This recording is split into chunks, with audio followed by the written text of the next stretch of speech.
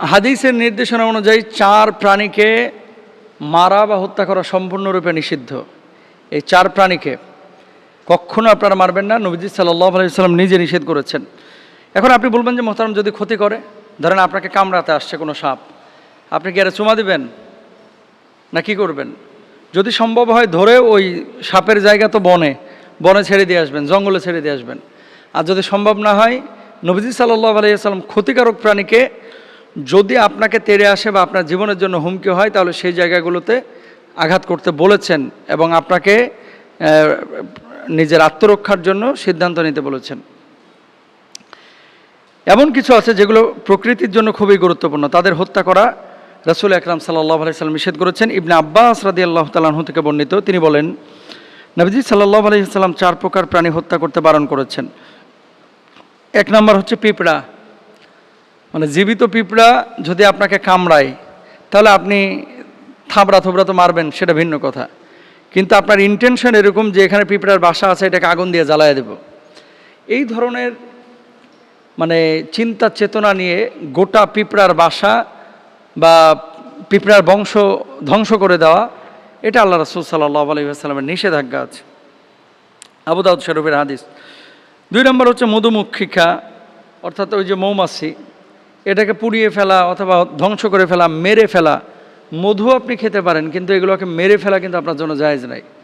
একবারে মানে পুরো ছারখার করে ফেলছেন, এটা কিন্তু আপনার জন্য জায়েজ নাই। 2 নম্বর গেল। 3 নম্বর হচ্ছে হুদহুদ পাখি, আর 4 নম্বর হচ্ছে চড়ুই সদৃশ বাজ পাখি। এখন বলা হচ্ছে যে কি কারণে নবীজি এই 4 শ্রেণীর প্রাণীকে নিষেধ করলেন, মানে মারার জন্য।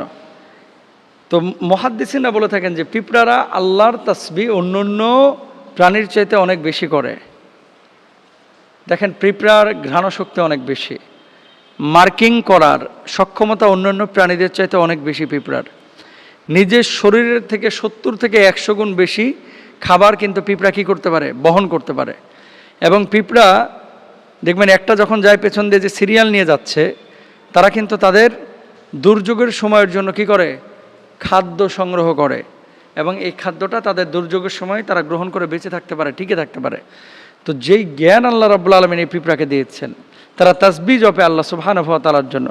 আল্লাহ নবী সাল্লাল্লাহু আলাইহি ওয়াসাল্লাম এই জন্য নিষেধ করেছেন, কোনো কোনো মুহাদ্দিস বলে থাকেন এমন।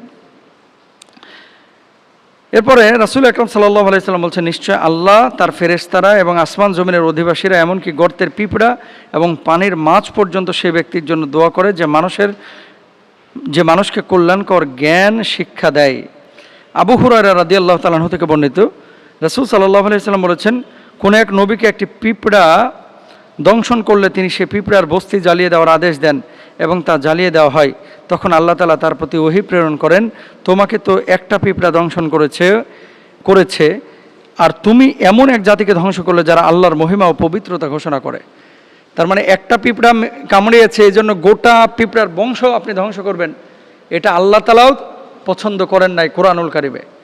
তো আসলে যেই প্রাণী আপনার জন্য কল্যাণকর, সেগুলোকে অবশ্যই আপনি মারবেন না। যেগুলো ক্ষতিকর, এসব জায়গা থেকে আপনি নিজেকে মানে আড়াল করে রাখবেন। বনের পশু বনে থাকুক, সেগুলোর সাথে আপনি সংঘর্ষে যায়েন না, নতুবা নিজে ক্ষতির সম্মুখীন হবেন। আল্লাহ বুঝদান করুক।